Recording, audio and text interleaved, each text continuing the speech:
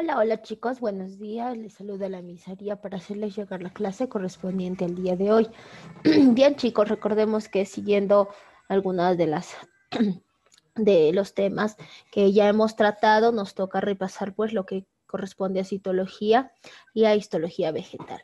Bien chicos, entonces vamos a empezar con el repaso. Recuerden que esta clase no la van a copiar, sino solamente las lecturas o las hojas de práctica que voy a dejar. Nada más eso, ¿está bien?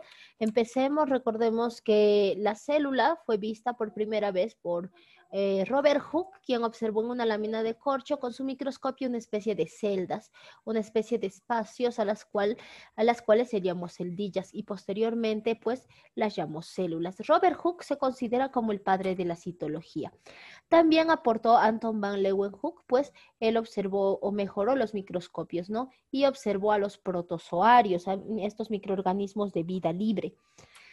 Robert Brown también es un importante personaje en la citología, ya que gracias a él se descubrió el núcleo de la célula, ¿no? Cuando él estudiaba la epidermis de una orquídea. Muy bien, chicos, entonces vamos a ver que si nosotros repasamos a la célula es la mínima unidad estructural, fisiológica, anatómica, genética, evolutiva y patológica de todo ser vivo. Eso viene a ser una célula. ¿Está bien? Yo creo que sí me lo entienden. Sin embargo, a este concepto de célula van a haber más postulados que van a aportar al concepto de célula. ¿Y quienes brindan estos postulados? Lo proponen pues Matthias Schleiden, Theodore Schwann y Rudolf Virchow. ¿Y qué mencionan? Por ejemplo, dice que la célula es la mínima unidad de vida, que la unidad morfológica fisiológica del ser vivo es la célula, que las propiedades de un ser vivo van a depender de las células y que la célula se origina a partir de otra célula. Por ejemplo, este último postulado es el postulado que aporta Rudolf Virchow, ¿no? Que una célula se origina solamente de otra célula, o si no, que toda célula proviene de otra célula. Muy bien, entonces eso es muy interesante. Claro que ayuda a la definición de la célula.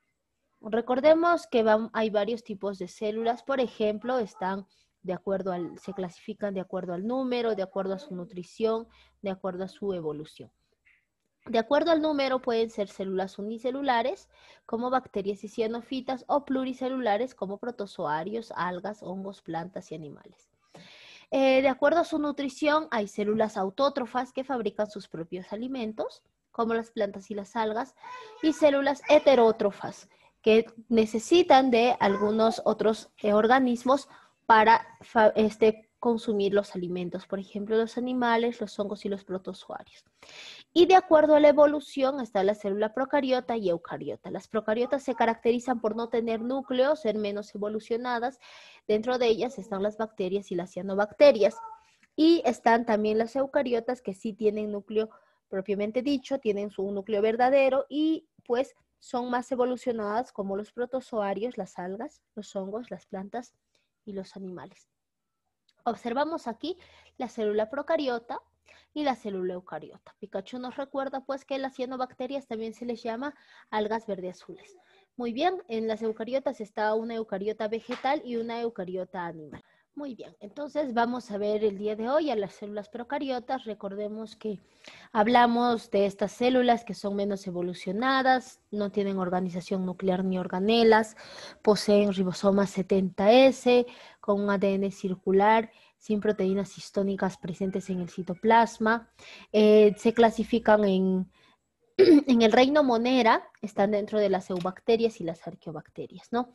Bacterias extremófilas, por ejemplo, son las arqueobacterias, bacterias que producen metano, que viven en ambientes muy salados o en ambientes muy calientes o muy ácidos, se les conoce como arqueobacterias. Y las otras bacterias que son las eubacterias, bacterias propiamente dichas o las algas verdeazules. Vimos nosotros ampliamente respecto a sus partes, ¿no? Tienen partes como la cápsula, el citoplasma, gránulos de alimento, nucleoides, mesosomas, ribosomas, membranas celulares, tienen pilis, tienen flagelos, tienen pared celular, plásmidos, etc. Entonces, todas estas partes en la parte de la citología lo hablamos ampliamente. Recordemos que las células se clasifican por su forma y por su flagelo, por el número de flagelos. Por su forma, si es circular, se llaman cocos. Si son 2 circulares, diplococos. Si son 4, son tetradas.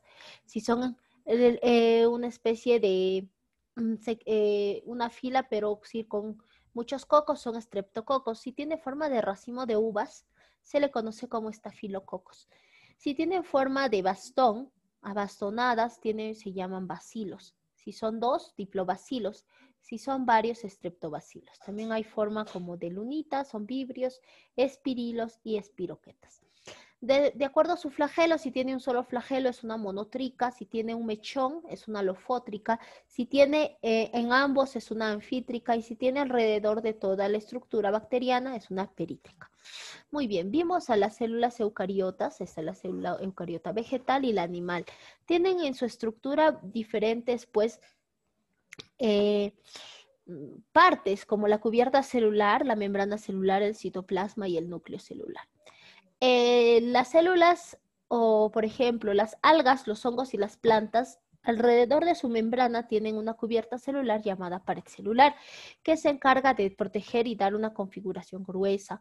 Esta pared celular en hongos está formada por quitina, en algas por mucílago y en las plantas por celulosa, hemicelulosa o pectina. Las células animales y los protozoarios no tienen pared celular. Sin embargo, alrededor de la membrana plasmática tienen el glucocálix, que se encarga de la adhesión y reconocimiento celular. Por ejemplo, en una transfusión sanguínea, en un injerto de piel o en un trasplante de órganos. Muy bien. Vamos a ver a la membrana celular. Este es el modelo mosaico fluido y es planteado por Singer y Nicholson. Es una estructura que está presente tanto en procariotas como eucariotas, es continua, es elástica y es semipermeable. Se le considera que tiene una semipermeabilidad selectiva, selecciona quién ingresa y quién sale de la célula para mantener el equilibrio interno celular denominado homeostasis. Está formada por fosfolípidos, proteínas integrales, proteínas periféricas, oligosacáridos, colesterol que le brinden la fluidez de la membrana. Dentro del citoplasma ya hemos visto pues que hay citosol, citoesqueleto, sistema de endomembranas, organelas, organoides, inclusiones citoplasmáticas. Vamos a ver cada uno de ellas. Por ejemplo, el citosol es la matriz citoplasmática. Aquí están suspendidos pues las organelas. Está formado esta matriz citoplasmática por proteínas, glúcidos, lípidos, enzimas, iones, etc. El citoesqueleto, aquí está el citoesqueleto, está formado por microtúbulos y microfilamentos. Los microtúbulos son pequeños tubitos. Recordemos que nosotros también tenemos un esqueleto que nos brinda consistencia, soporte. Lo mismo ocurre con las células. Tienen un citoesqueleto que les brinda consistencia. Tienen pues tubulina A y B y tienen actina. Muy bien. En el citoplasma vamos a encontrar el sistema de endomembranas. ¿A qué se refiere con esto, chicos? El núcleo tiene una envoltura nuclear. Esa envoltura nuclear se denomina carioteca. A partir de ahí van a formarse pliegues, como ustedes pueden observar. La primera parte de estos pliegues se le conoce como retículo endoplasmático rugoso, porque si ustedes observan tiene una especie de gránulos, bolitas, claro que sí, y estas bolitas pues se llaman ribosomas, o sea, el retículo endoplasmático rugoso presenta ribosomas y su función es fabricar o sintetizar proteínas. Ahora, después del retículo endoplasmático rugoso sigue el retículo endoplasmático liso que ya no tiene estos gránulos, o sea, no tiene ribosomas, por lo tanto su función es sintetizar lípidos y realizar detoxificación celular. Por ejemplo, recordemos que el hígado tiene mucho retículo endoplasmático liso, pues es un órgano que se encarga de detoxificar cuando uno consume medicamentos, cuando consumen alcohol, cuando consumen otras sustancias nocivas un poco tóxicas, el hígado se encarga de la detoxificación. Este es un hígado con cirrosis, por ejemplo, y el Golgisoma o el aparato de Golgi vienen a ser sáculos unos sobre otros que van a dar origen a los lisosomas. Muy bien. Se encarga de la autofagia y la autólisis, los lisosomas. Vamos a ver que en el citoplasma hay un grupo de organelas y organoides. Dentro de las organelas está la mitocondria y se encarga de la respiración celular. Están los plastidios que solo están en vegetales y se encargan de almacenar pigmentos como los cromoplastos y sustancias orgánicas como los leucoplastos. Algunos como los cloroplastos se encargan de la fotosíntesis. Por ejemplo, en este cromoplasto hay la xantófila que otorga el color amarillo a los vegetales, el caroteno que otorga color naranja a los vegetales como la zanahoria y el licopeno que otorga el color rojo a los vegetales como el tomate. Está bien, en leucoplastos están amiloplastos, almacena almidón, oleoplastos, almacena aceites esenciales, etc. Los lisosomas se encargan de la autofagia y la autólisis. Hay células que ya no se utilizan y necesitan ser destruidas y lo hacen, son destruidas por los lisosomas. Los peroxisomas tienen una enzima llamada catalasa que se encargan de romper el agua oxigenada. El glioxisoma es propio de las semillas, está en vegetales nada más y convierte ácidos grasos a glúcidos. Y la vacuola es una organela unimembranosa que almacena agua, solutos y pigmentos. Vamos a ver a los organoides. Son 3 ribosomas que se encargan de la síntesis de proteínas. Los centrosomas forman cilios y flagelos, también forman el uso acromático. Centrosomas en animales se llaman centriolos y en vegetales casquetes polares. Y las inclusiones citoplasmáticas son sustancias de reserva donde en vegetales almacenan almidón, aceite, en hongos glucógeno, en animales en hongos glucógeno y lípidos y en animales grasas y glucógeno. Muy bien, y luego viene el núcleo. El núcleo pues se encarga de regular los procesos vegetales, procesos celulares, interviene en la división celular, realiza replicación y transcripción. Tiene partes como la carioteca, el carioplasma, el nucleolo y la cromatina. El nucleolo es muy importante porque sintetiza los ribosomas, o sea, forma los ribosomas. Si no hay nucleolo, no hay ribosomas. Si no hay ribosomas, no hay proteínas. Si no hay proteínas, no existimos nosotros. Muy bien, ese es el repaso. Vamos a ir a la hoja de práctica. Muy bien, chicos. Acá, por ejemplo, tenemos verificando el aprendizaje. Esta parte lo voy a adjuntar en el momento de publicar el video. Ahí está, por ejemplo, habla de los peroxisomas, los centriolos, organelas. Vamos a marcar en el momento del Zoom. ¿Está bien? Vayan resolviendo ustedes. Voy a preguntar. Esta es la tarea para ustedes respecto a la citología. Entonces, hemos repasado y es necesario marcarlo. Muy bien. Por ejemplo, dice, ¿no? Los peroxisomas son organelas que degradan el peróxido de hidrógeno, por ejemplo. Ahí está. Entonces, la pregunta 1 sería, pues, la alternativa. Vamos a marcar con una bolita la alternativa D. Ya, ahí está. Vamos con la 2. Centriolos es a célula animal como, a ver, casquetes polares a célula vegetal. Ahí está. Entonces, 1 es la D y 2 es la B. A partir del 3, muchachos, como observamos aquí, 3, 4, 5, hasta el 10, vamos a marcarlo en el momento del Zoom. Continuemos con histología. Muy bien, chicos, entonces vamos a continuar con histología vegetal. Recuerden, pues, que la histología es una ciencia que estudia a los tejidos vegetales. En el repaso de hoy vamos a repasar tejidos embrionarios o meristemáticos, primario y secundario, adultos, parenquimáticos, pues, de protección o superficiales, mecánicos como colénquima, esclerénquima, tejidos conductores o vasculares, xilema y floema, y tejidos secretores y excretores. Vamos a ver que la histología es una rama de la biología que estudia los tejidos vegetales. Por eso se llama histología vegetal. El meristemo primario se encarga, pues, del crecimiento en longitud. Ahí está, se encuentra en los ápices y en las raíces, ¿no? Ahí, meristemo apical y en los meristemos apicales radiculares de las raíces, así como en las yemas, porque se encarga del crecimiento en longitud. El meristemo secundario se encarga del crecimiento en grosor de tallos y raíces. Sabemos que el primario crece en longitud, mientras que el secundario crece en grosor.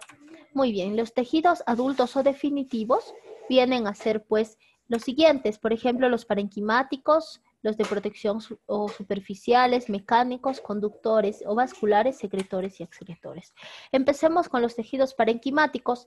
Está pues el parénquima clorofiliano, el parénquima de reserva, parénquima acuífero y el parénquima erífero.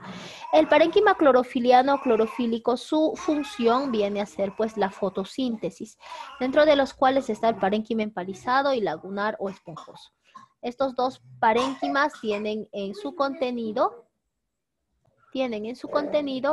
cloroplastos y se encuentran en las hojas y en estas hojas pues se van a realizar las fotosíntesis. El parénquima de reserva está, por ejemplo, se puede encontrar en las raíces, en los tallos, raíces como las zanahorias, en los tallos. Son pequeñas células que van a almacenar almidón, azúcares, pigmentos, sales, etc. Entonces, ¿nosotros comemos parénquimas de reserva? Claro que sí. Vamos a ver los parénquimas aeríferos. Son cordones de aire que van a estar presentes en las plantas acuáticas. ¿Para qué? Para que les permitan flotar, estar encima de la superficie del agua, ¿no? Entonces, parénquima aerífero almacena aire. ¿Dónde? En plantas acuáticas. El parénquima acuífero, como su nombre dice, almacena agua. ¿Pero dónde? En plantas de desierto, en plantas xerofíticas. Va a almacenar agua para garantizar la supervivencia de estas plantas. Muy bien, pasamos a los tejidos de protección o superficiales que se encuentran pues en las plantas jóvenes, la epidermis. Encima de la epidermis vamos a encontrar, por ejemplo, algunos pelos o tricomas, vamos a encontrar algunas estructuras como los estomas también. La epidermis, por ejemplo, es el tejido protector de plantas jóvenes, mientras que la peridermis es el tejido protector de plantas viejas o ya adultas. Entonces, la epidermis también va a formar el felógeno, el suber, el corcho, felema o felodermis. Tenemos la estructura de una hoja, tenemos el limbo, tenemos el embés, el haz es la parte de delante, el embés es la parte de atrás, la punta es el ápice, los nervios o nervaduras, el margen, la base de la hoja, el peciolo y la yema. Si hacemos un corte y lo agrandamos, vamos a observar a la hoja así microscópicamente. Miren, acá un pedacito lo han cortado. Tenemos la epidermis superior, la epidermis inferior. Y en la epidermis inferior hay estomas. Aquí está el parénquima lagunar, el empalizado, donde se realizaba la fotosíntesis porque habían cloroplastos. Está partes del xilema y del floema también. En la epidermis encontramos los estomas, que son células en forma de riñones, que se van a encargar del intercambio gaseoso, pero solo en plantas jóvenes. En plantas adultas se les conoce como lenticelas. Y están los tricomas, son pelos pues urticantes, pueden ser pelos capitados, etcétera. Tienen muchas formas, por ejemplo, en la ortiga podemos observar que tiene tricomas muy pronunciados, ¿verdad? Vamos a ver a los tejidos mecánicos. Está el colénquima, es el tejido vegetal pues que se encarga de otorgar soporte y flexibilidad, ya que el colénquima solo está en plantas jóvenes, por eso es que le pongo acá una plantita joven, acá también, ya soporte y flexibilidad, pero en plantas adultas se le conoce como esclerénquima y ya las células son muertas. Su función es otorgar soporte y rigidez, por ejemplo, en los tallos. ¿Quién otorga soporte y rigidez? La esclerénquima. También en los frutos secos, frutos leñosos. Ahí están presentes. Vamos con los tejidos conductores o vasculares. Tenemos de dos tipos, el xilema y el floema. El xilema está formado por traqueidas y tráqueas y se encarga de llevar el agua o la savia bruta, que es agua más sales minerales. Es unidireccional, empieza desde la raíz y llega hasta la punta de las plantas. Mientras que el floema se encarga, bueno, está formada por células cribosas, tubos cribosos y pues es bidireccional. Puede formar productos, sustancias orgánicas desde las hojas, las lleva a la raíz y viceversa. Muy bien, entonces esa es la función.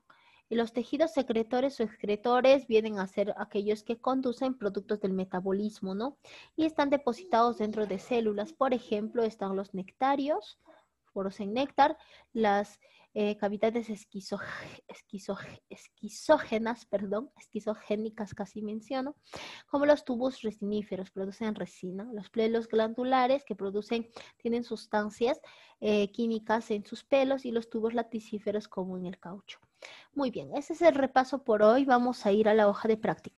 Muy bien, esta es la primera lectura, la cual van a resolver ustedes. En el momento del Zoom, lo único que vamos a resolver es de la parte de citología. Esto pueden leer y responder estas dos preguntas porque está muy fácil. La otra viene a ser esta parte de acá. La otra lectura es esta, la lectura número 2, que también tiene pues 4 preguntas. Lo voy a adjuntar en la hoja de práctica. Está la lectura 1 y la lectura 2. Muy bien, chicos, entonces nosotros vamos a finalizar en esta parte. Cuídense mucho. Si tienen alguna duda, en el momento del Zoom nos vamos a ver. Cuídense mucho y hasta luego. Bye, bye.